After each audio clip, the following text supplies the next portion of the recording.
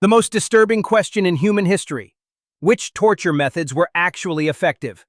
Today we're entering the most controversial research laboratory in our virtual museum of dark heritage. What I'm about to reveal will shock you. The torture methods Hollywood made famous were often completely useless, while the most effective techniques were invisible and left no physical evidence. Welcome to our research laboratory exhibition, where we analyze 2,500 years of documented torture data from 15 different civilizations. I've compiled confession rates, information accuracy, and psychological compliance data that most historians refuse to discuss. The results will fundamentally change how you understand human psychology and systematic cruelty. Warning: this content examines historical practices for educational purposes only. We condemn all forms of torture and violence. But understanding this dark science helps us recognize and prevent modern psychological manipulation. Are you ready to discover the uncomfortable truth about what actually broke human minds throughout history? Our first shocking discovery: psychological torture was consistently 3 to 4 times more effective than physical torture across all historical periods and cultures. Let me show you the data that will disturb you. Physical torture records from medieval Europe show average confession rates of 35 to 45%. But here's the crucial detail: information accuracy was only 20 to 30%. Victims would say absolutely anything to stop the pain, regardless of truth. The medieval rack, despite its Hollywood fame, had a 40% confession rate, but subsequent verification showed only 15% of those confessions contained factual information. The Spanish Inquisition kept meticulous records. Their physical torture methods achieved high confession rates, but produced completely unreliable information. Prisoners would confess to being witches, consorting with demons, or practicing heresy, whatever they thought would end their suffering. Now contrast this with psychological methods. Chinese psychological intimidation, simply showing torture devices without using them, achieved 78% confessions with 65% accuracy, nearly triple the effectiveness of actual physical application. The Ming Dynasty discovered that describing torture in vivid detail was more effective than performing it. Roman interrogation records from 200 to 400 AD show identical patterns. Marcus Aurelius's administrators documented that physical torture created desperation, causing victims to lie frantically. Psychological pressure created hopelessness, making victims believe resistance was futile, so they often told the truth. The Byzantines perfected threat torture, psychological techniques that never laid a finger on prisoners, but achieved remarkable results. Their secret was understanding that imagination is often worse than reality. When prisoners didn't know what would happen next, their minds created scenarios far worse than anything torturers could devise. This pattern appears in every civilization we studied. Physical torture breaks bodies but hardens resolve. Psychological torture breaks minds and destroys the will to resist. Our second finding reveals fascinating cultural patterns that expose the deepest fears of entire civilizations. Methods that devastated one culture often failed completely in others, revealing psychological vulnerabilities that mirror each society's core values. Honor-based societies, Japanese, Germanic, and Arab cultures, showed remarkable resistance to physical torture, but collapsed rapidly under shame-based psychological pressure. Japanese samurai records from the Tokugawa period document 85% resistance to severe physical torture, but only 25% resistance to public humiliation. The samurai code valued death over dishonor, making physical suffering preferable to social disgrace. Germanic tribes during Roman occupation showed identical patterns. Roman historian Tacitus documented that Germanic warriors would endure brutal physical torture without confession, but threatened exposure of cowardice or betrayal to their tribe, they broke within hours. The Romans learned to exploit honor culture against itself. Community-centered societies, medieval European, imperial Chinese, and African tribal cultures were highly vulnerable to threats against family members, but showed extraordinary resistance to individual suffering. Chinese imperial records show individual torture had only 30% effectiveness, but threats against family members achieved 90% compliance within the first session. Medieval European records confirm this pattern. The Catholic Church's torture manuals specifically recommended threatening family members rather than the accused. A mother would confess to witchcraft immediately if her children were threatened, but might endure days of personal torture without breaking. Religious societies showed complex, fascinating patterns. Christian communities were more vulnerable to torture that exploited religious guilt, techniques that made victims believe their suffering was divine punishment for sins. Islamic communities showed higher susceptibility to methods that threatened spiritual purity or prevented religious obligations. Jewish communities demonstrated the highest overall resistance rates to all torture methods, possibly due to historical persecution experience creating psychological adaptation.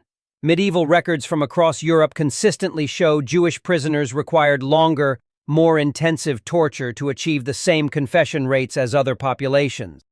Individual-focused societies, including modern Western cultures, show highest vulnerability to isolation and identity destruction techniques. Even research from the 1960s confirm this pattern continues today.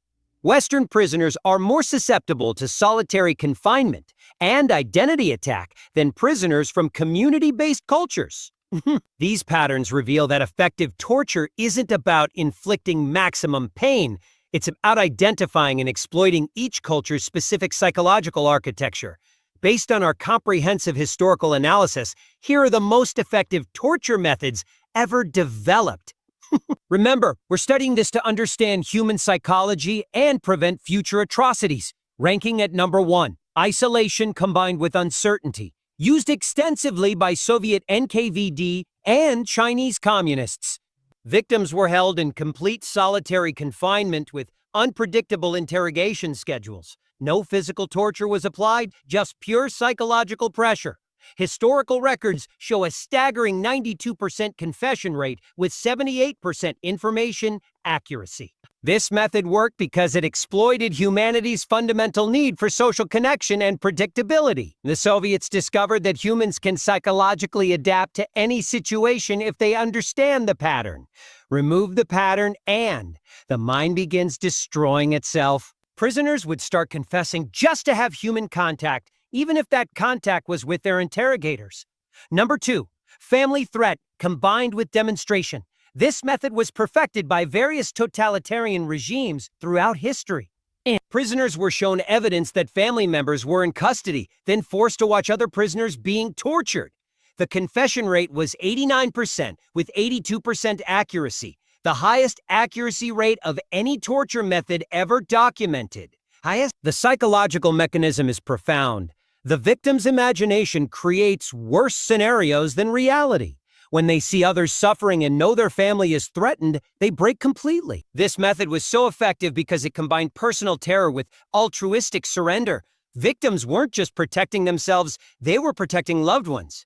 Number 3, identity destruction combined with false hope. This modern psychological technique involves systematic destruction of personal identity, followed by offering false hope of release. Prison records show 85% confession rates with 71% accuracy. The method creates total psychological dependency on interrogators. The process involves stripping away everything that makes a person who they are, name, clothes, personal history, beliefs, then rebuilding them as completely dependent on their captors. When false hope is offered, victims will do anything to maintain that possibility of freedom. Number 4, religious or ideological exploitation. This method involves using victims' own beliefs against them. The Spanish Inquisition perfected this approach, achieving 78% confessions with 68% accuracy by convincing victims that confession would save their eternal souls. The psychological power comes from internal conflict. Victims aren't just fighting external torture, they're fighting their own belief systems. When torture is presented as spiritual purification or ideological correction, resistance becomes not just painful, but morally wrong in the victim's own mind.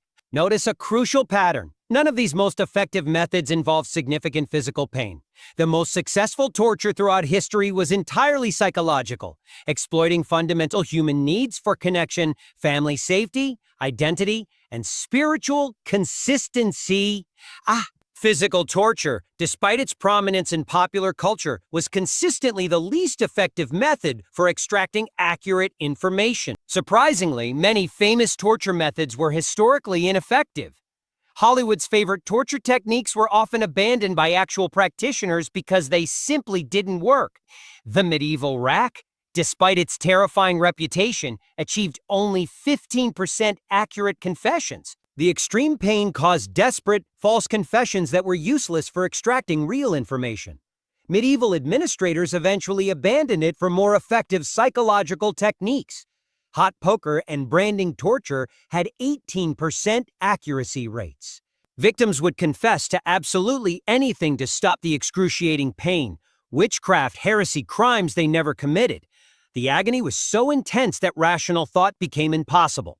Thumbscrews and joint torture achieved 22% accuracy. While these devices created intense localized pain, many prisoners could psychologically compartmentalize the suffering. Historical records show determined prisoners could endure this torture for days without meaningful confession. Public execution threats were surprisingly ineffective at 25% accuracy. Many prisoners, particularly in honor-based cultures, preferred death to dishonor. The threat of execution often strengthened resolve rather than breaking it. The pattern is clear, spectacular. Painful methods were theater, not effective interrogation. When accurate information was actually needed, historical practitioners used psychological techniques, not physical torture. Modern psychological research confirms our historical findings with disturbing accuracy. Current studies on interrogation effectiveness show identical patterns to our historical analysis. FBI rapport-building techniques achieve 85% accuracy rates, nearly identical to historical psychological methods. Military psychological pressure techniques reach 78% accuracy. Traditional enhanced interrogation manages only 35% accuracy, exactly matching historical physical torture failure rates. The most effective modern interrogation techniques use precisely the same psychological principles we identified in our historical analysis: isolation, uncertainty, identity manipulation, and false rapport building. This research has crucial applications for recognizing and resisting modern torture. Understanding these psychological patterns helps identify manipulation in various contexts, from criminal interrogation to political indoctrination to domestic abuse situations. The historical lesson couldn't be clearer. Torture has never been about extracting information efficiently. Throughout history, it's been about demonstrating power, breaking resistance, and controlling populations through fear.